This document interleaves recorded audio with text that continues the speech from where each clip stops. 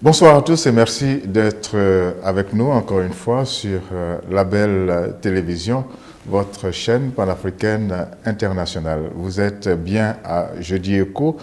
Jeudi Écho est un espace qui nous permet d'aborder toutes les questions liées à l'économie dans les différents pays africains. Et il y en a beaucoup. Et ces questions sont diverses et certaines sont très complexes. Et puis, il y en a d'autres qui paraissent beaucoup plus compréhensibles à force de les utiliser, à force d'en parler. Et nous sommes des fois convaincus qu'il n'est pas toujours très aisé d'en faire les contours. Alors aujourd'hui, nous avons décidé de parler de mondialisation et de globalisation, deux concepts que nous allons associer aux économies africaines. Et pour ce faire, nous sommes en compagnie du docteur Papa Demba Thiam. Bonsoir, docteur.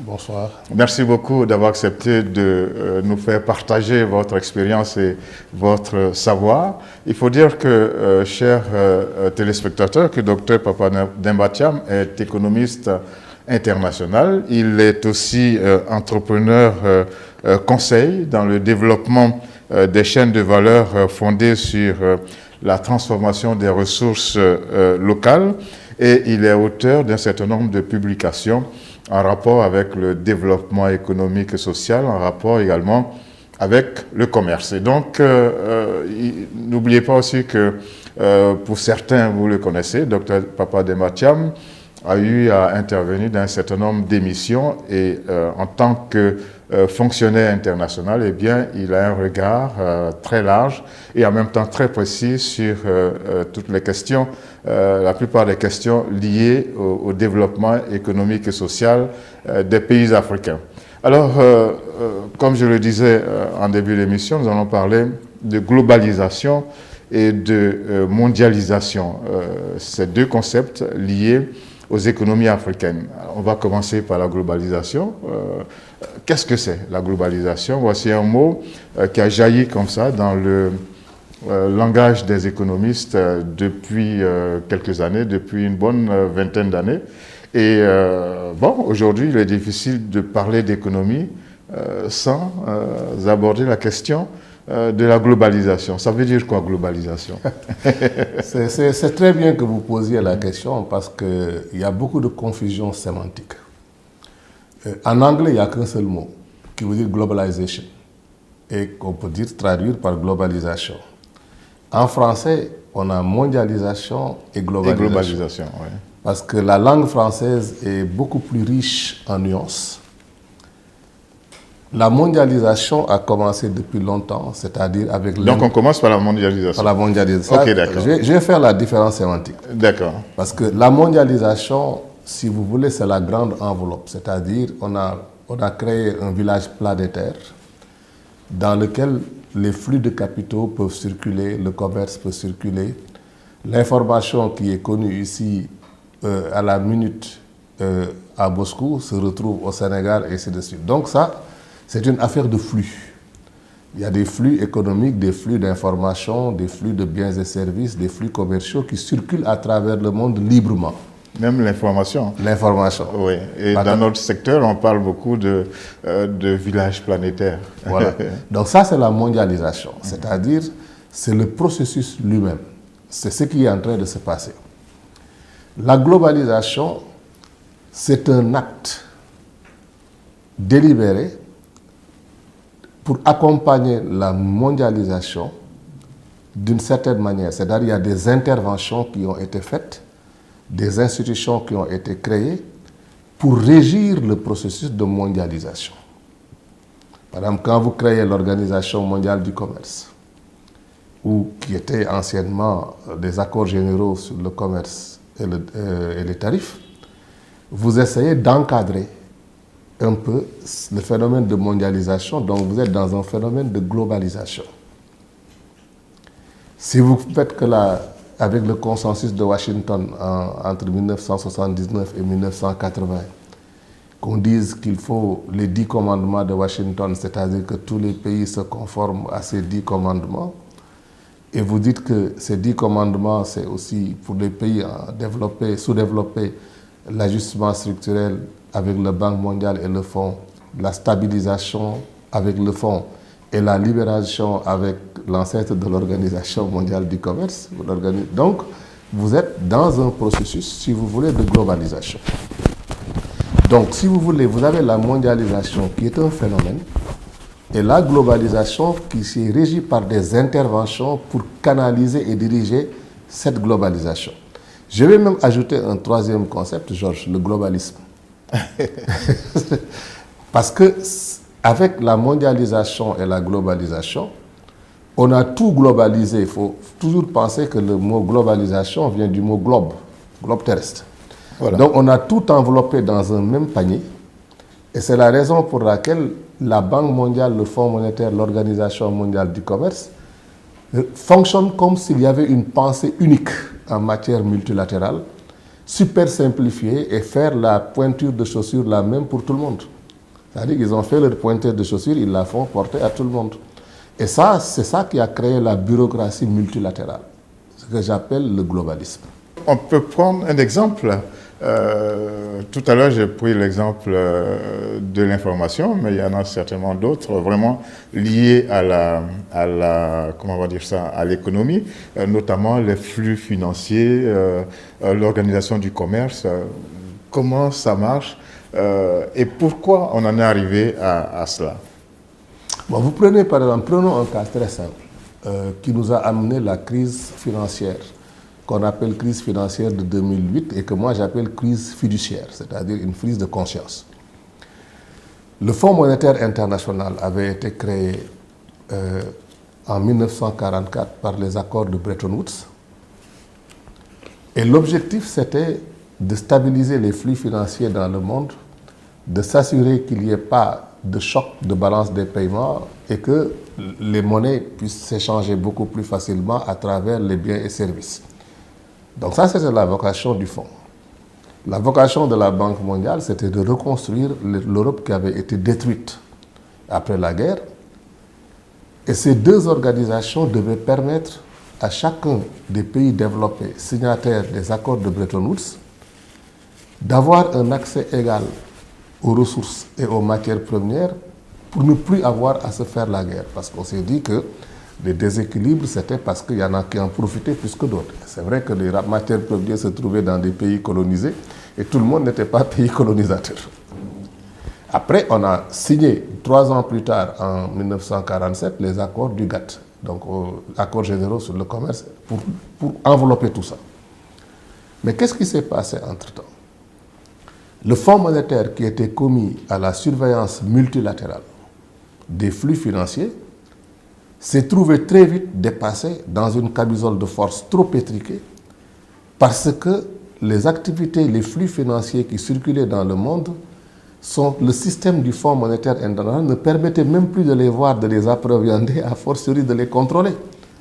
Parce qu'avec une mondialisation où les activités financières et économiques allaient beaucoup plus vite que la réglementation, vous pouviez vous asseoir chez vous et faire bouger des milliards dans le monde entier en 24 heures.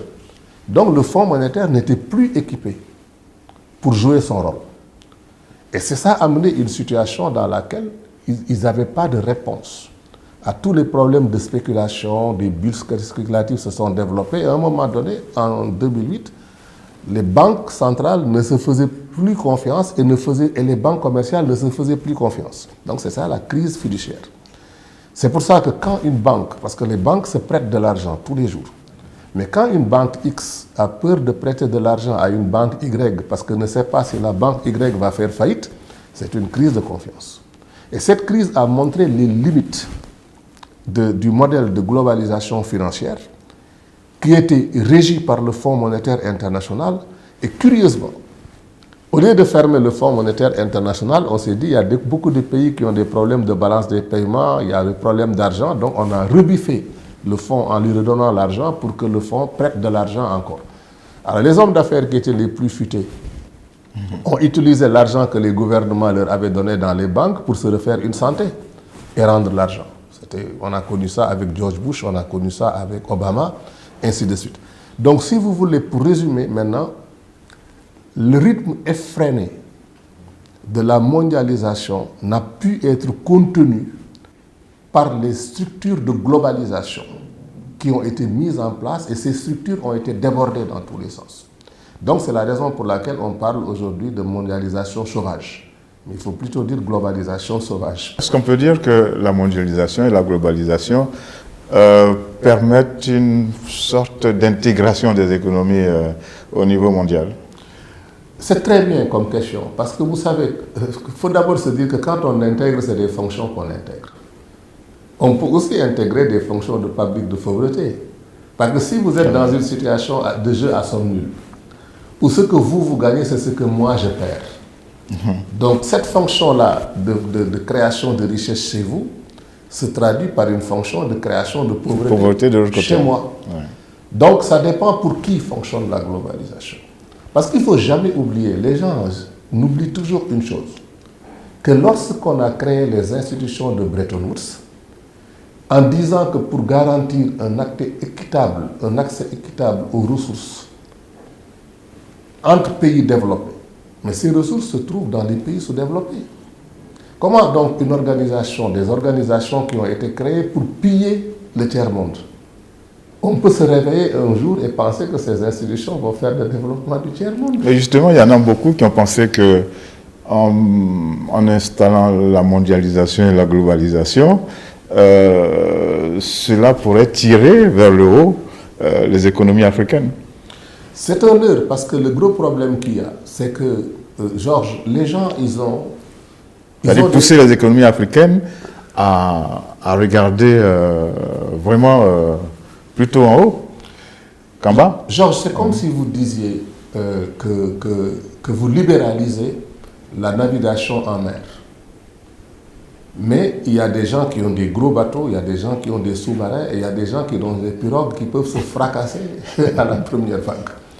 Donc les bases de cette compétition ne sont pas équitables. C'est-à-dire, en amont, les dés sont pipés. Donc on ne peut pas venir dire on va tout libéraliser et que le meilleur gagne, alors que nous ne sommes pas préparés de la même manière. C'était ça le gros problème, y compris même dans les concepteurs de la globalisation comme Joseph Stiglitz, qui veulent nous faire croire que ce sont des humanistes, mais ce sont les architectes de la globalisation, ce sont les architectes du consensus de Washington. D'ailleurs, c'est pour ça qu'il a claqué la porte de la Banque mondiale en insultant la banque et le fonds de manière très docte, qu'il a reçu le prix Nobel. Parce que le prix Nobel, il faut être dans le système pour le recevoir. Donc en système, on peut se battre entre. Donc quand on a dit aux pays africains qu'il fallait aller dans une mer agitée, avec des pirogues qui pouvaient se fracasser aux premières secousses, donc c'est un leurre. Mais à l'époque, qu'est-ce qu'il y avait, Georges? La plupart des ministres des Finances... Alors quand vous dites à l'époque, quelle période? Dans les années 80. À l'époque, qui c'est qui étaient nos ministres des Finances? Ce sont, par exemple, au Sénégal, on a parlé du tandem Sakho-Loum. En Côte d'Ivoire, quelques années après, on a vu l'arrivée d'Alassane Ouattara. Au Gabon, on a vu l'arrivée de Casimir Oyemba. Ils sont même devenus des premiers ministres parce que c'était des enfants de Bretton Woods. Des anciens du FMI ou de la Banque mondiale. Voilà. Et c'est ça le gros danger. Parce qu'on a mondialisé, on a intégré la pensée unique partout. Vous avez un gouverneur de la Banque centrale qui devient Premier ministre en Côte d'Ivoire et qui a sous son autorité le ministre des Finances qui est un ancien du fonds.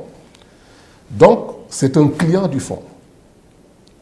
Vous avez tous des personnages qui sont formatés de la même manière, qui peuvent se retrouver des deux côtés de la barrière.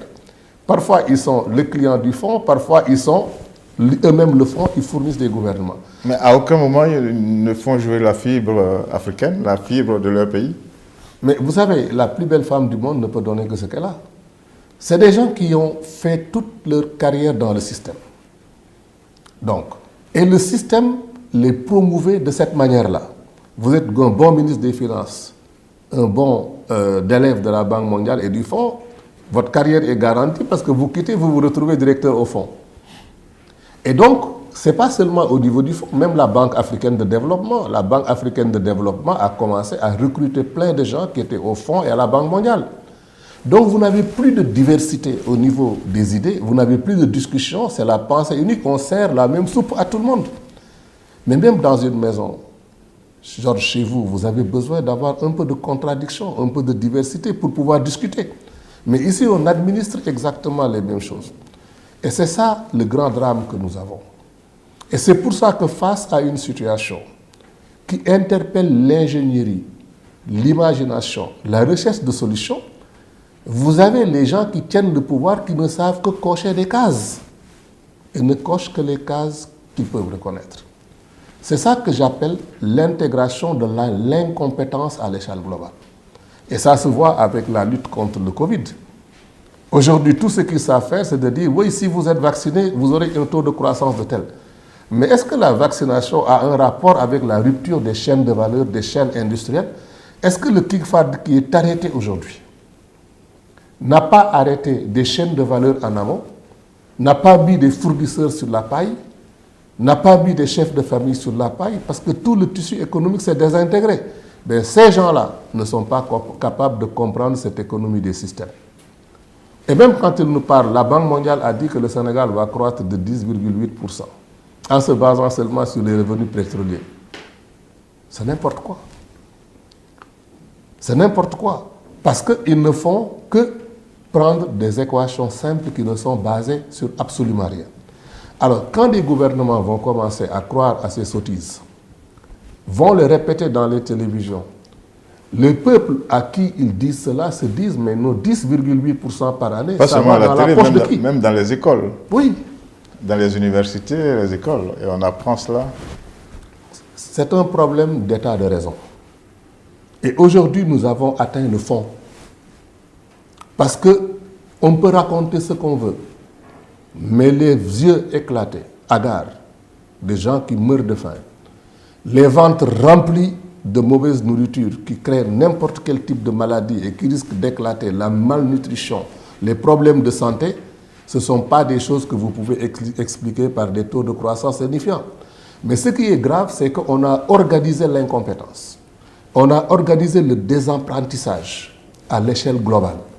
Et aujourd'hui, même un gars comme Emmanuel Macron parlera comme un gars comme Alassane Ouattara ou Macky Sall ou Patrice Talon parce qu'ils ne peuvent aller au marché qu'avec ce qu'ils ont dans le portefeuille.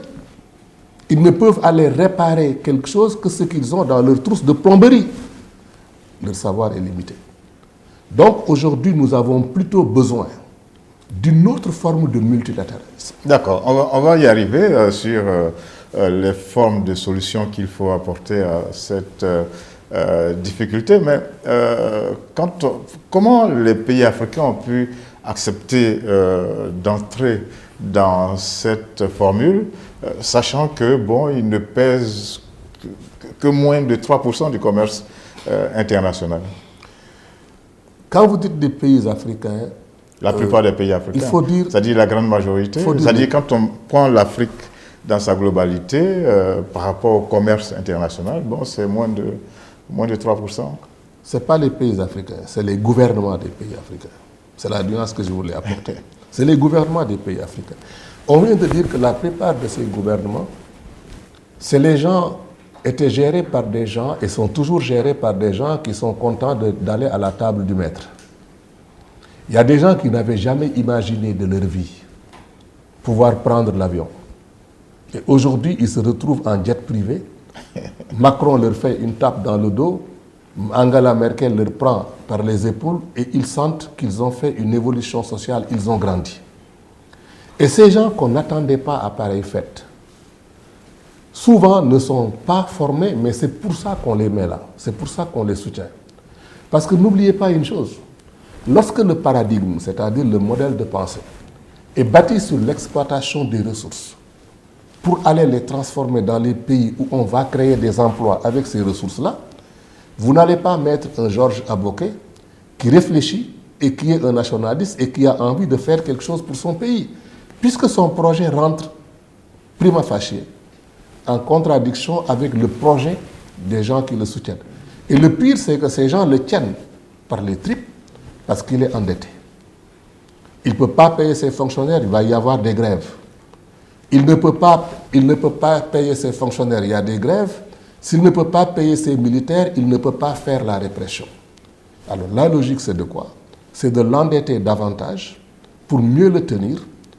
Et comme il est coincé, vous lui donnez l'argent qu'il faut pour payer ses fonctionnaires, payer ses militaires et maintenir le statu quo. C'est ça le modèle de gouvernance. Je n'aime pas le mot gouvernance parce que le mot gouvernance est une invention du consensus de Washington qui veut dire vous faites la bonne gouvernance quand vous êtes capable de respecter les 10 commandements. C'est des 10 commandements mortifères. C'est létal. Sachant les résultats négatifs, comment se fait-il qu'il n'y a pas une sorte de renonciation à cela pour penser autre chose, avant qu'on ne parle des propositions de solutions? C'est-à-dire qu'il faut des ruptures. Vous savez, Georges, si vous êtes sur une autoroute et que vous avez loupé une sortie, vous ne pouvez pas faire demi-tour sur l'autoroute. Vous êtes obligé de continuer jusqu'à la prochaine sortie. Et parfois, la prochaine sortie, ça peut être 20, 30, 40 km. C'est l'engrenage. Vous êtes dans un tunnel où vous ne pouvez avoir que les réflexes du chien de Pavlov. Vous n'êtes plus maître de votre capacité d'initiative, de programmation et d'action. Vous êtes pris en otage par un système. Et c'est ça le gros problème. Pourquoi Donald Trump a été élu? Moi, faisais partie de ceux qui diraient qu'il serait élu. On pensait que je le supportais. Parce que nous sommes dans une configuration culturelle où quand vous analysez, vous dites quelque chose, on dit vous le souhaitez. Parce que le problème, c'est que l'Africain a des problèmes à prendre la distance avec lui-même et se mettre dans une logique d'objectivité. Moi, je disais Donald Trump sera élu. Et je dis encore aujourd'hui, le prochain président aux États-Unis sera républicain et ce sera un genre Donald Trump. Pourquoi? Parce que les gens, ils ont organisé l'économie mondiale de telle manière qu'il n'y a plus d'autre manière que de continuer avec les mêmes types de politiques. Je parle du monde occidental.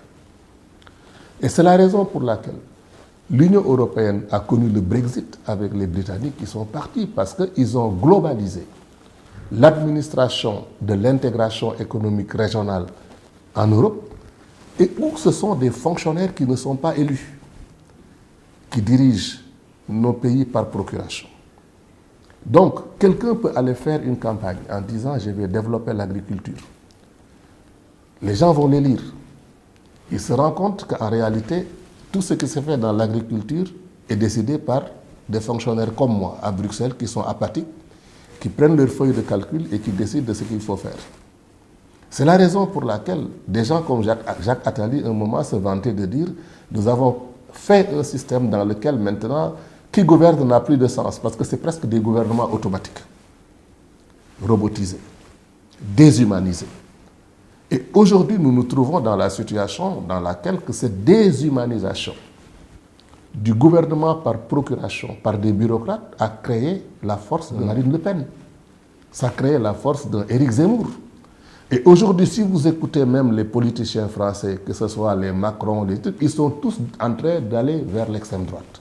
Parce qu'ils ne veulent pas perdre leur audience politique. Vous allez en Hongrie, vous avez Viktor Orban, c'est la même chose. Le jeune, en Autriche. En Autriche, le jeune Autrichien, partout. Matteo Salvini. Mais pourtant, pour parler du cas de l'Amérique que vous avez évoqué, tout le monde a taxé Donald Trump de faire machine arrière et de désarticuler quelque peu l'économie mondiale en s'arc-boutant que sur les intérêts américains. Mais ça, c'est encore, c'est pas sérieux. C'est-à-dire que c'est une bataille de communication. Donald Trump a voulu créer un nouveau multilatéralisme. Parce que multilatéralisme, ça ne veut pas dire tous dans le même sens. Vous parlez multilatéral dès que vous êtes 3 pays. Sinon, vous êtes en 2, vous êtes en bilatéral. Mais créer, par exemple, réviser l'accord de l'ALENA, l'accord de libre-échange nord-américain entre le Canada, le Mexique et les États-Unis, c'était du multilatéralisme. Et pourtant, on disait Donald Trump veut casser le multilatéralisme. Non, il voulait casser le multilatéralisme actuel qui ne profitait pas à l'Amérique, qui a vidé l'Amérique de son sang et de ses forces vives pour délocaliser toutes les activités industrielles en Chine, à Taïwan, à Singapour. Mais les entreprises qui ont quitté les États-Unis pour aller travailler en Chine, fabriquer des biens qu'on veut dire revendre aux Américains, mais ces entreprises payent leurs impôts où? En Chine. Ils ne payaient plus les impôts à l'État américain, ils ne payaient pas aux États américains, j'allais même dire, ce qui fait que même l'administration américaine s'est appauvrie. Les administrations étatiques américaines des États se sont appauvries et ne pouvaient même plus entretenir les infrastructures, ni les hôpitaux, ne pouvaient pas faire de politique économique. Par contre, les Chinois qui ont bénéficié de tout ça ont renfloué leurs caisses et se sont même permis de faire du capitalisme d'État multinational. Et c'est ça que Donald Trump a vu. Il s'est dit, maintenant, on ne peut plus continuer comme ça. Et c'est comme ça que Donald Trump a commencé à parler de recentrer des chaînes de valeur, de ramener des activités, de taxer par exemple les entreprises, les entreprises de pays qui ne voulaient pas faire la réciprocité. Et c'est comme ça que Donald Trump a eu du succès. Aujourd'hui, ils se sont tous ligués pour virer Trump. Quand je dis tous ligués, je pèse mes mots. Mais ils ne savent pas faire autre chose que Trump voulait faire. Les gens attendaient Biden en disant que Biden, on s'est débarrassé de Trump et tout, tape sur l'épaule et tout. Quel est le premier geste de Biden? C'est de souffler le marché des sous-marins atomiques à la France. Il fait la même chose.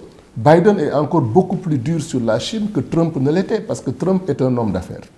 Un homme d'affaires, il peut faire du bruit, faire monter les enchères pour pouvoir renégocier et ramener les choses.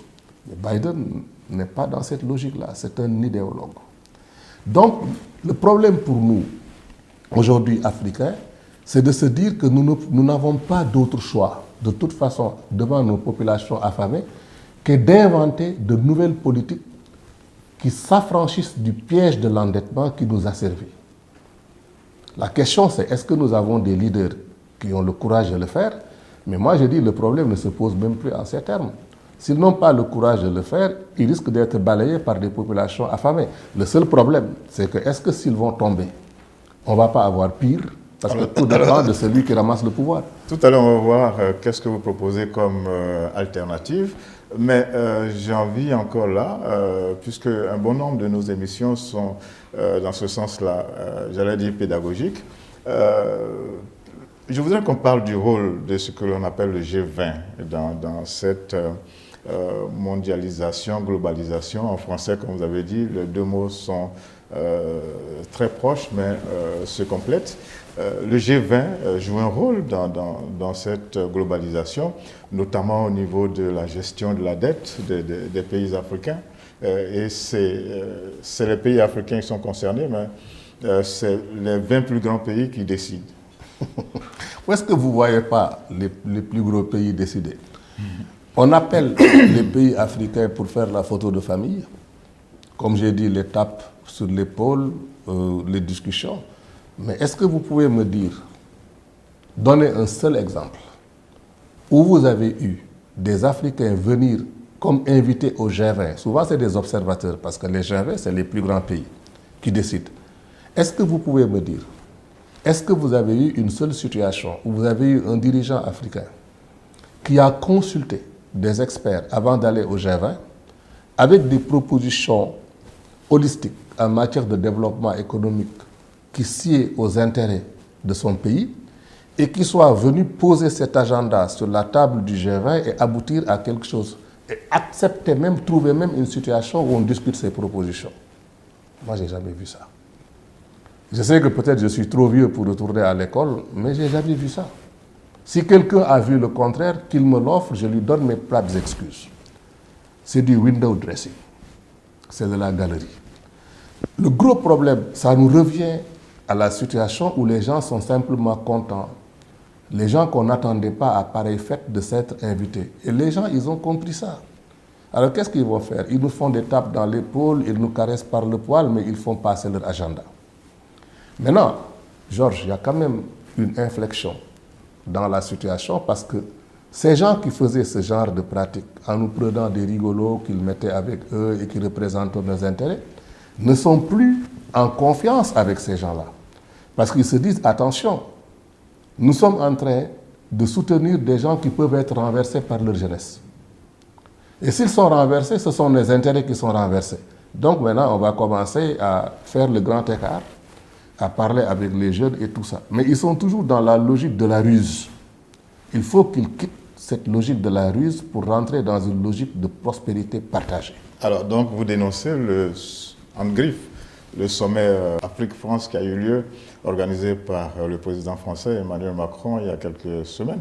Non, je ne dénonce pas. Vous savez, moi j'ai dit encore dans une interview au journal L'Obs ici au Sénégal, j'ai dit, moi je vais à tous les rendez-vous. Justement, j'enchaîne en même temps. L'Afrique est conviée à un certain nombre de rencontres. Il y a le sommet France-Afrique, il y a le sommet Russie-Afrique, il y a le sommet Chine-Afrique, il y a le sommet USA-Afrique, il y a l'AGOA, tout ça, qu'est-ce que vous en pensez? Écoutez, moi je ne peux pas reprocher à un dirigeant français ou à un dirigeant américain de gérer les intérêts du peuple qu'il a élu. Je ne peux pas faire ça. Si moi je représente les intérêts de la Côte d'Ivoire en tant qu'Ivoirien, si je pense que je dois organiser des sommets et tout ça là, et puis que je dois organiser des forats où je peux par exemple profiter de l'étourdissement de quelqu'un pour pouvoir l'entourlouper ou le tourner en bourrique et prendre tous ces éléments, mais je vais le faire, parce que je suis élu pour ça. Je ne suis pas élu pour régler le problème de mon vis-à-vis.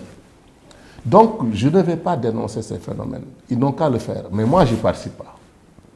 Parce que j'ai meilleur temps, j'ai autre chose à faire de mon temps que de trahir mes principes et d'aller quelque part où je sais que ça ne m'apportera rien. Mais par contre, ce que je vais faire, c'est de laisser ce système aller jusqu'au bout et se casser la gueule. Après, on va venir ramasser les billettes et puis essayer de réparer. Parce que si les gens doivent comprendre que pour qu'on y arrive, il faut qu'on se casse tous la gueule, c'est ça les principes dialectiques. Poussons la contradiction jusqu'à son terme. Et quand la chose va éclater, maintenant, on va se rendre compte qu'il faut faire les choses autrement. Est-ce à dire que dans la globalisation et la mondialisation, il n'y a aucun bienfait pour les pays africains? Moi, je n'en vois pas, mais même pas un seul. Même les pays européens aujourd'hui dénoncent leur propre globalisation. Vous avez vu Emmanuel Macron aujourd'hui, il dit qu'il faut qu'on change le mode de globalisation. Vous ne voyez pas un seul pays, un seul dirigeant européen qui ont profité eux-mêmes, qui croyaient profiter de la globalisation et qui aujourd'hui disent que la globalisation fonctionne comme eux. Ils sont devenus des gens qui sont endettés vis-à-vis de la Chine. Mais la France est achetée par tout l'argent arabe en France, l'argent du Golfe. Les Chinois achètent des ports à gauche, à droite. La France est en train de vendre ses bijoux de famille. La Chine s'est développée à une vitesse gravée, enregistre le développement de milliardaires tous les jours. Ils endettent des pays africains comme la Zambie et vont s'emparer de leurs actifs. 40 ans. 40 ans où ceux qui ont promu la globalisation, des politiciens qui l'ont promis aux États-Unis et ailleurs, parce qu'ils étaient manipulés par des lobbies financiers, de gens qui voulaient qu'on déplace des stocks financiers, des stocks d'argent pour aller les investir dans des pays où la main-d'œuvre ne coûtait rien. Ce sont ces gens qui ont dépouillé tout leur pays de tous leurs avoirs et qui ont fait de la Chine la puissance que c'est. La Russie l'a compris. Aujourd'hui, la Russie est en train de développer aussi sa sphère d'influence sur le plan économique. Ce n'est plus une ligne de fracture idéologique comme du temps des soviets, des choses comme ça. C'est un problème, c'est une guerre d'intérêt économique. Malheureusement, cette guerre se passe sur l'Afrique. Alors, est-ce que les intérêts économiques ne peuvent avoir lieu que dans une situation de guerre économique? Vous savez, parce qu'on voit comment les États-Unis et la Chine se bagarrent sur la scène mondiale. J'allais dire, pour faire, c'est de bonne guerre. Chacun est là pour gérer les intérêts de son pays. Alors que la globalisation et la mondialisation étaient là pour réguler en quelque sorte les choses. Mais c'est de l'idéologie. Quand on a voulu nous coloniser et nous voler, qu'est-ce qu'on a dit? On a dit qu'on est venu nous civiliser. On a même vu des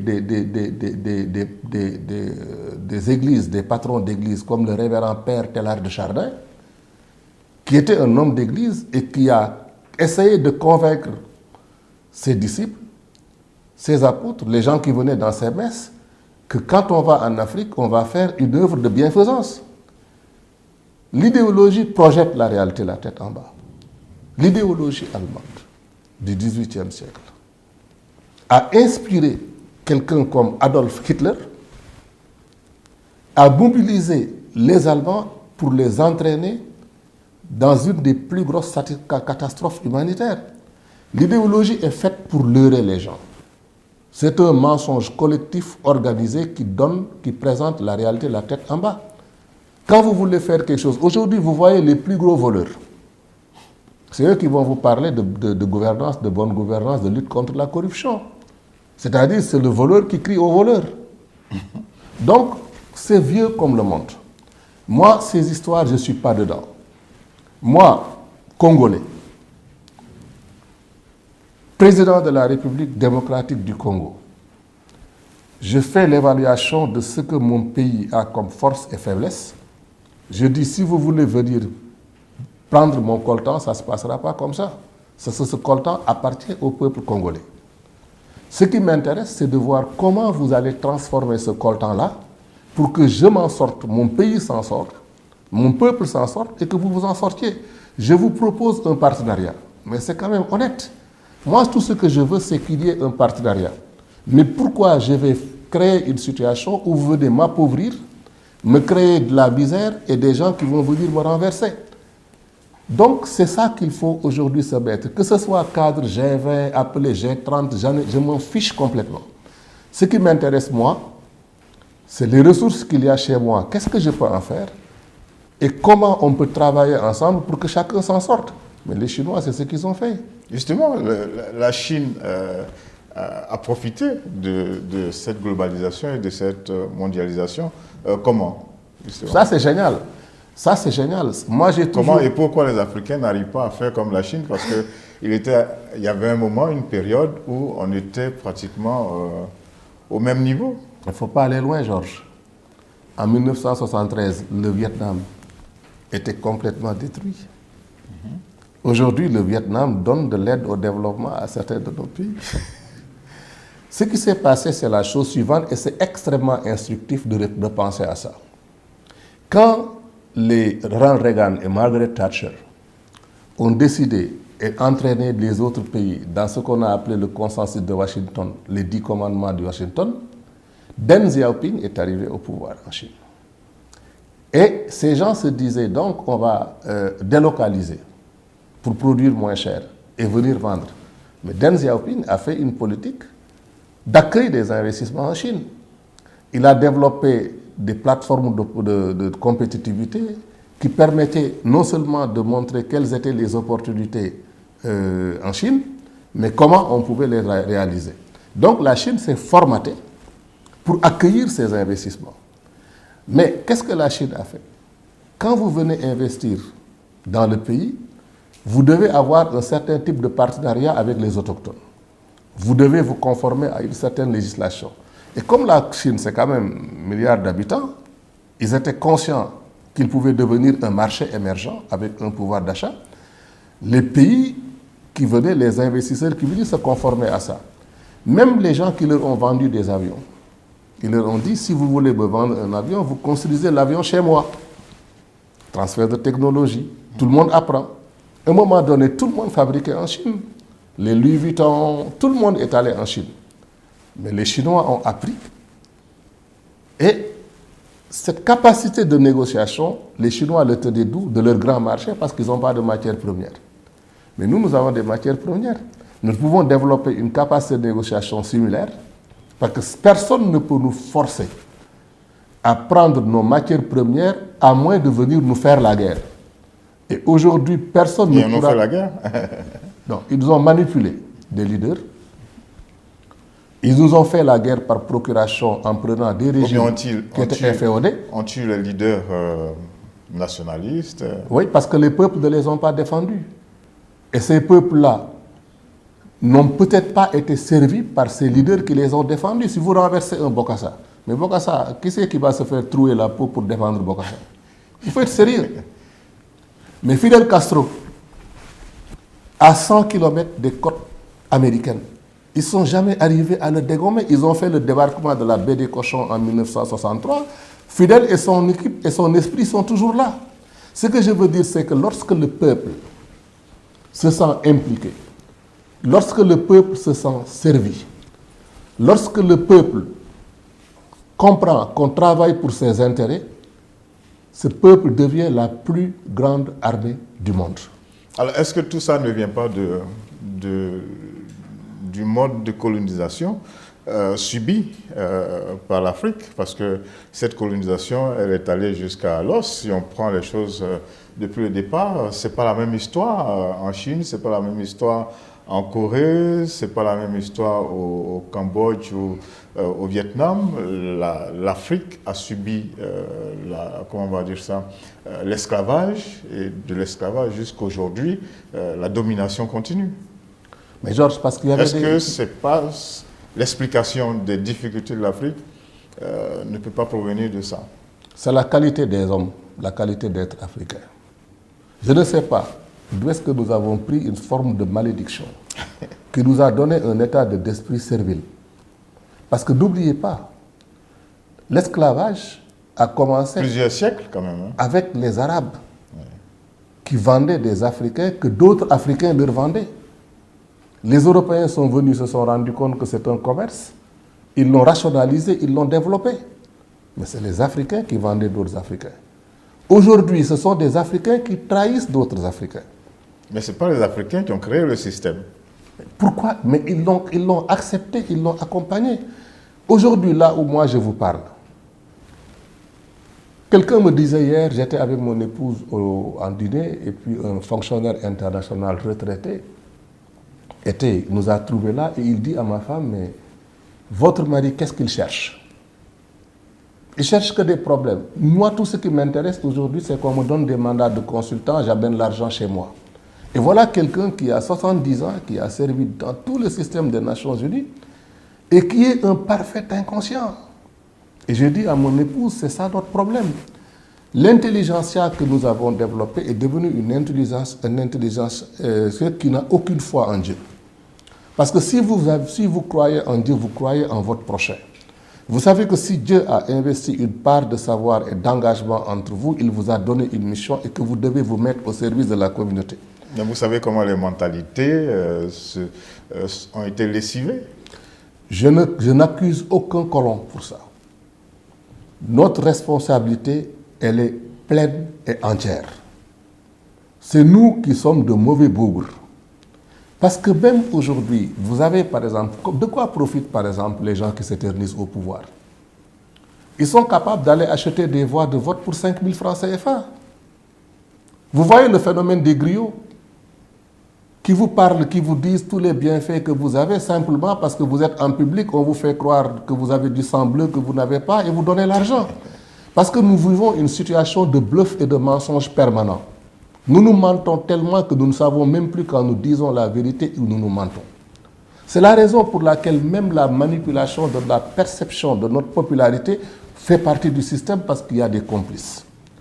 Mais comme je vous dis aujourd'hui, les Africains ne peuvent blâmer personne d'autre que les Africains. Moi, si j'étais aujourd'hui un dirigeant français ou américain, je me désolidariserai des Africains qui trahissent leur peuple parce que je sais qu'ils vont renverser mes intérêts quand ils seront renversés. Bon, on a vu comment Donald Trump a traité les dirigeants africains. Bon, vous savez que ça... Et même des fois des mots durs sur les pays africains. Trump est un... Mais surtout concernant les dirigeants africains. Oui, c'est que Trump, il a sa spécialité à lui, même ses propres frères américains. Il n'est même pas venu en Afrique. Oui, mais il fait quoi ici? Pourquoi voulez-vous qu'il vienne ici? Justement, j'avais parlé de l'AGOA, vous n'avez pas réagi. Non, l'AGOA c'est vieux. Hein? L'AGOA a été créée sous Clinton. C'était une loi qui était très naïve et qui pensait que les Africains, dès que vous leur donnerez la possibilité de venir vendre sur le territoire américain sans droit de douane, ils allaient en profiter.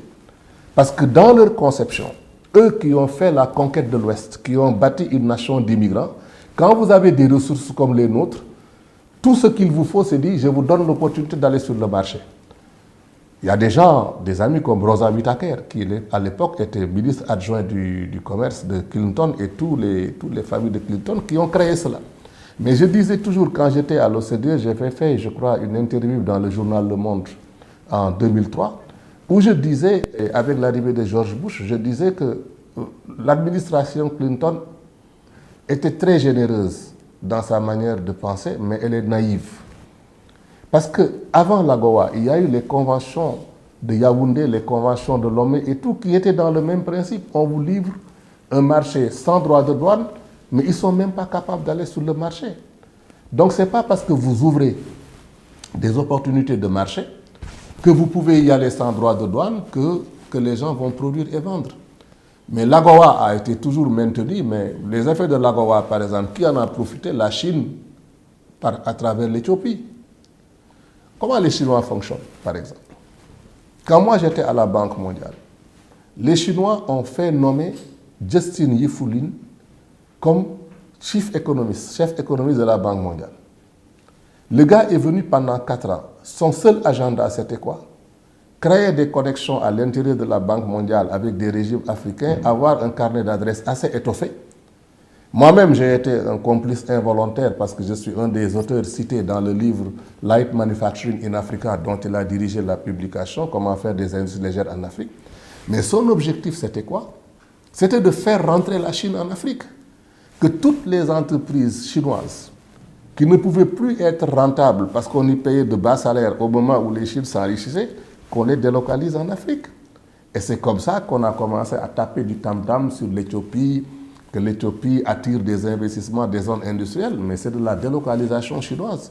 Mais comme c'est des entreprises éthiopiennes qui sont au bénéfice de l'AGOA, ils exportent aux États-Unis. Et aujourd'hui, l'un des problèmes qui est posé avec la rébellion en Éthiopie, et quand vous voyez les Américains qui commencent à taper sur les Éthiopiens et tout, parce qu'ils se sont fait avoir dans cette affaire, c'est pour ça qu'ils menacent de suspendre l'AGOA, parce qu'ils savent que c'est des entreprises chinoises qui profitent de ça pour exporter sur le marché. Il n'y a que des intérêts. Il n'y a que des intérêts. Il y a un autre exemple que je vais vous donner.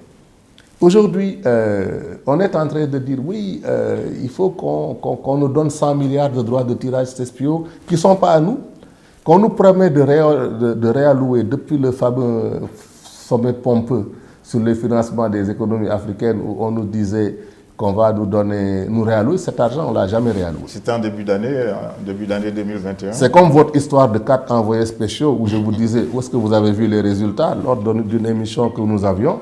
Moi, j'ai dit à quelqu'un qui m'interviewait avant-hier, j'ai dit, mais on est en train de dire, oui, il faut qu'on nous aide à nous réallouer 100 milliards de droits, d'équivalent de 100 milliards de dollars de droits de tirage spéciaux. Mais la communauté internationale nous doit de l'argent.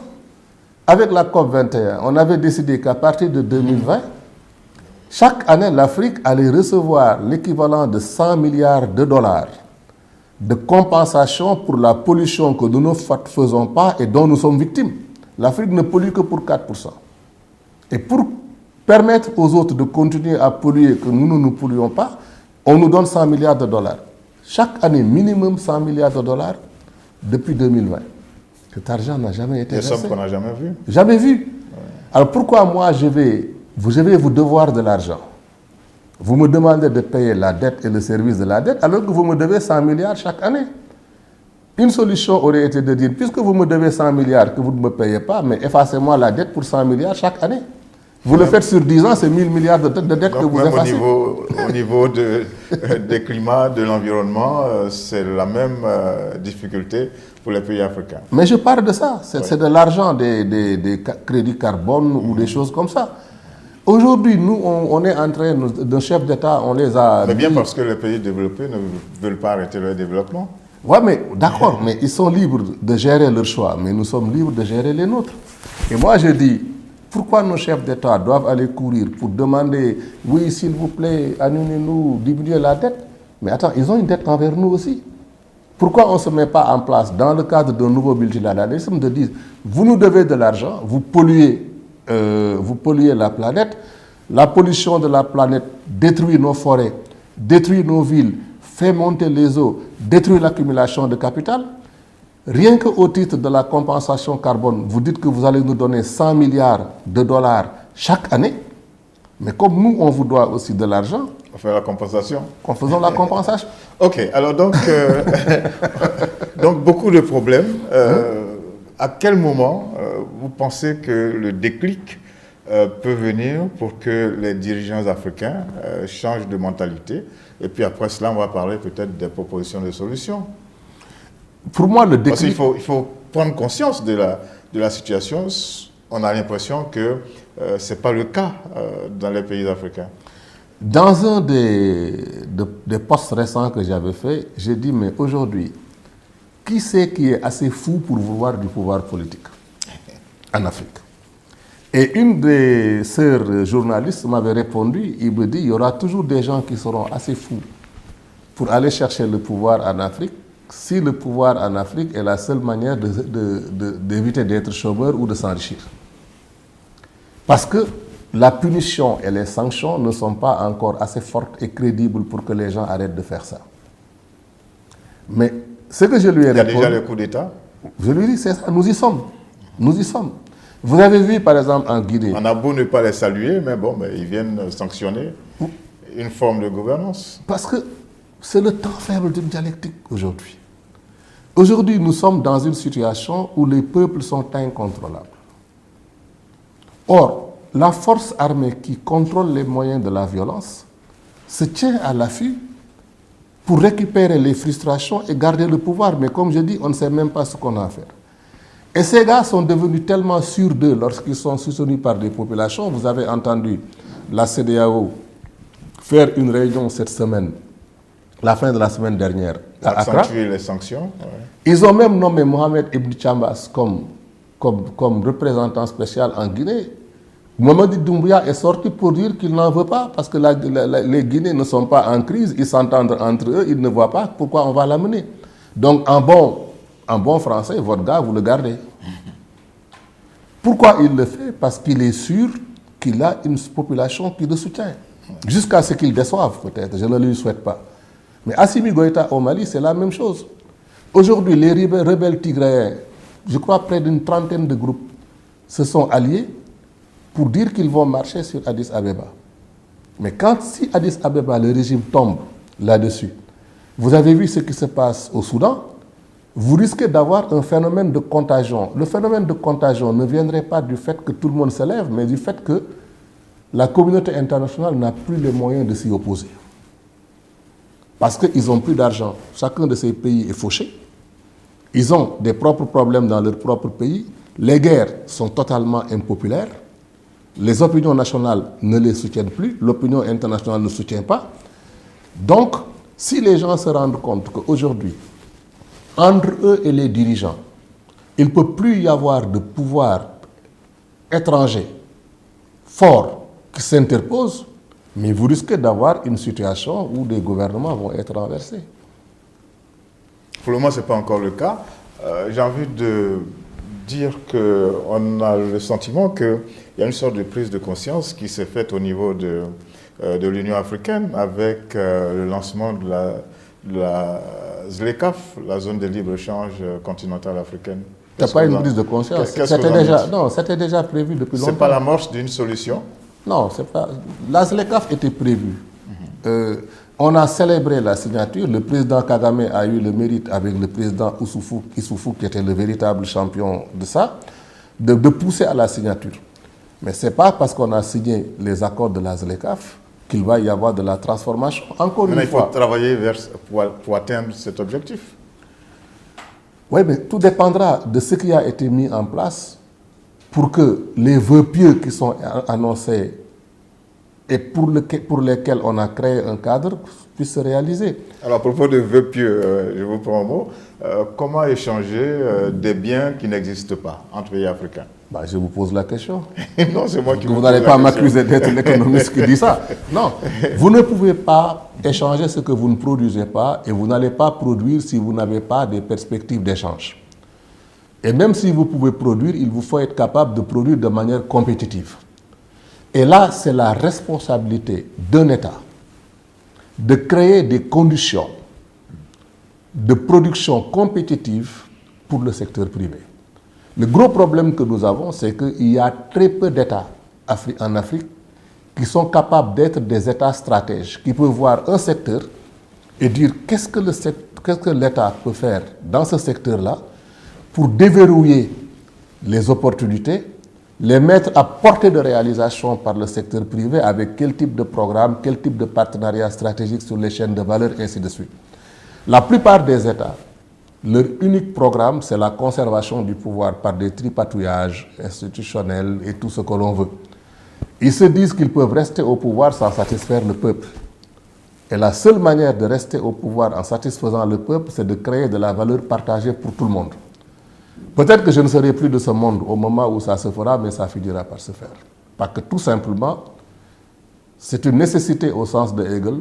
Vous avancez, vous tombez dessus, vous reculez, vous tombez dessus. Vous allez à gauche, vous tombez dessus, vous allez à droite, tombez dessus.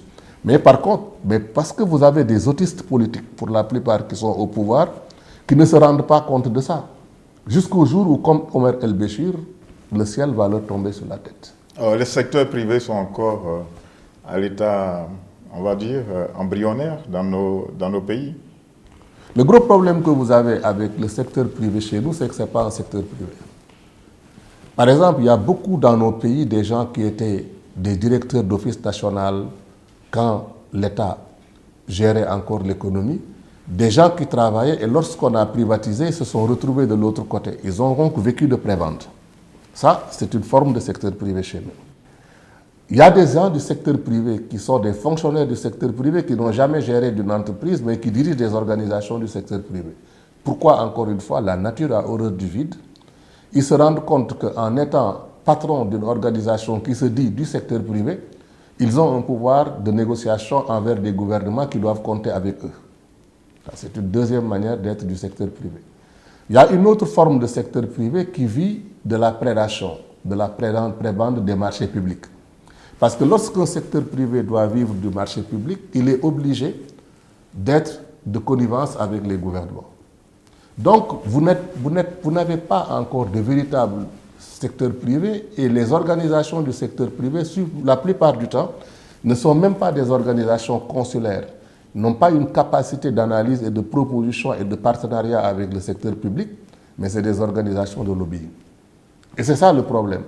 Donc, il y a un phénomène de congruence au niveau de la médiocrité qui est général. Vous avez l'opposition que vous méritez, vous avez le pouvoir que vous méritez, vous avez le secteur privé que vous méritez, et toutes ces grandeurs-là s'équilibrent dans un jeu où vous, moi et d'autres qui veulent faire des choses différentes, nous sommes des étrangers, au sens de Camus. Alors, en tant qu'économiste international, après avoir travaillé au niveau international dans un certain nombre d'organisations mondiales, quelles sont vos propositions? Que faut-il faire pour que l'Afrique puisse s'en sortir? Vous me posez la question... Parce qu'on a envie de rester positif, on a envie de rester optimiste. Vous me posez la question à titre personnel. Donc, je vais vous dire moi en tant que personne. Voilà, en tant que spécialiste. Oui, pas seulement, mais la spécialisation est incarnée par une personne qui a ses projets, qui a ses vœux, qui a sa stratégie et qui veut faire quelque chose. Et qui a une vision à partager. Voilà. Ouais. Alors moi, je ne peux pas engager les autres, je ne peux pas parler au nom des autres. Moi, je sais que quand je suis allé dans les institutions, c'était pour amener un changement sur l'Afrique. Quand j'étais administrateur principal à l'OCDE, en tant que Suisse, parce que je suis entré en tant que Suisse, la première fois que j'ai décidé d'organiser une conférence sur les investissements et le commerce en Afrique, c'était tout un tollé. Le président Wade était au pouvoir ici et j'ai dit je le fais au Sénégal. Le patron m'a appelé pour me dire mais l'OCDE, le Sénégal ne fait pas partie des membres de l'OCDE, des pays membres de l'OCDE. Je dis, monsieur le secrétaire général, l'OCDE, c'est les 30 pays les plus riches du monde, mais l'avenir de ces pays, c'est en Afrique. Ce qui m'intéresse, moi, je suis venu ici pour ouvrir des opportunités d'investissement et de commerce équitable pour l'Afrique. Il me dit, mais vous êtes un citoyen suisse ici. Je dis, regardez-moi bien, je suis citoyen suisse, mais je suis sénégalais, je suis africain. Et il me dit, et pourquoi vous voulez faire ça au Sénégal? Parce que je dis, je viens du Sénégal. Je n'ai pas honte de dire que je connais le pays. Si j'organise une conférence comme ça, je sais que je peux compter sur le pays et offrir des opportunités. C'est pour vous dire simplement que moi, je ne louvoie pas. j'ai des options, des orientations, je les assume.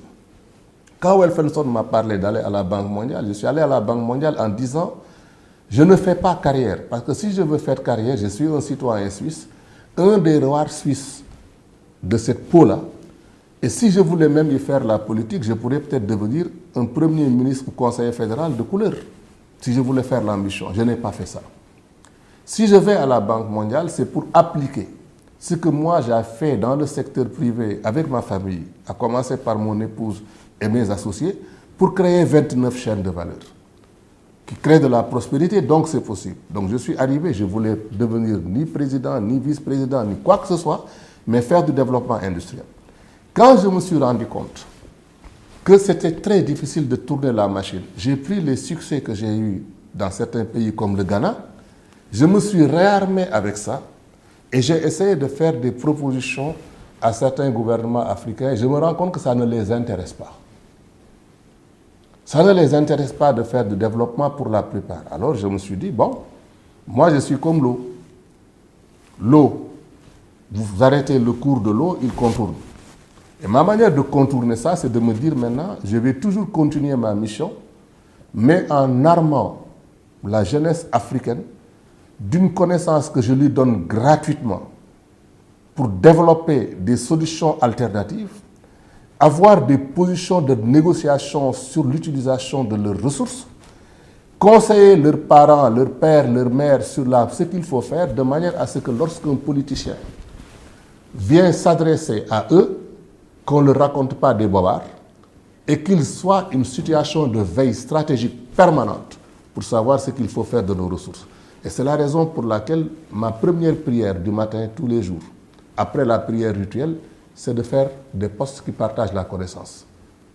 Et dans cette logique-là, je vais créer une université virtuelle où je vais faire de l'enseignement à distance pour permettre aux gens d'apprendre comment devenir entrepreneur, comment transformer les ressources. Je vais aussi créer une bibliothèque virtuelle universelle des premiers savoirs et métiers de la transformation de la ressource africaine.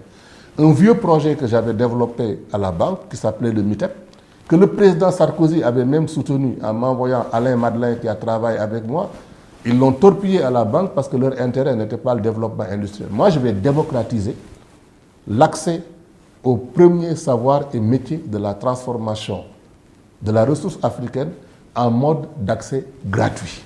Alors on peut dire que malgré le tableau négatif qu'on a dépeint tout au long de cette émission, vous restez optimiste. Ah non, non, non, mais moi je suis là pour ça. C'est-à-dire je n'ai pas d'autre choix que d'être optimiste, mais moi je ne subis pas les événements, je les provoque.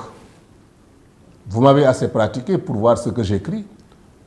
Je les provoque. Quelqu'un a dit hier à ma femme, mais dans tous ces postes, c'est des problèmes. Je dis, mais moi je suis un entrepreneur et un chercheur. C'est un bureaucrate qui n'aime pas les problèmes. Moi je cherche des problèmes à résoudre. Donc, optimiste, oui, parce que je crois en la force de l'esprit. Je crois en la force du partage des bonnes pratiques et je crois en la capacité des Africains de se saisir si on leur communique la certitude de la réussite. Et c'est la raison pour laquelle je ne baisserai jamais les bras. Je ne parle plus, je n'essaie de convaincre aucun dirigeant de faire quoi que ce soit, mais aujourd'hui j'ai développé tellement d'activités, de savoir, que même si je devais disparaître, mes avocats, mes notaires publieront ça. Des biens publics mondiaux, pour les dirigeants, pour ceux qui veulent travailler, pour la jeunesse et même pour leurs partenaires. Donc chacun fait ce qu'il croit faire. Pour le moment, c'est ce que moi je sais, je peux faire. C'est l'espace, le authorizing environment qui m'est donné. Et sur la base de cet environnement-là, je fais ce que je peux faire. Parce que j'arrive à me convaincre qu'à mon âge,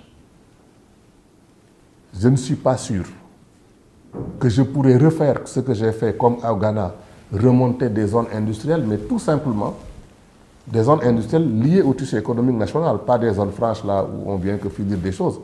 Parce que pour ça, il faut que j'ai des dirigeants qui sont prêts. Mais les dirigeants là, la plupart ne sont pas prêts pour ça.